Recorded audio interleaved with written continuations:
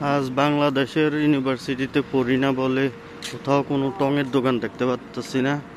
একটা সিগারেট খামু, একটা চা খামু, দুনিয়াটা ঘুরে লাইতেছি, কোনো একটা টঙের দোকান নাই। কই যাই?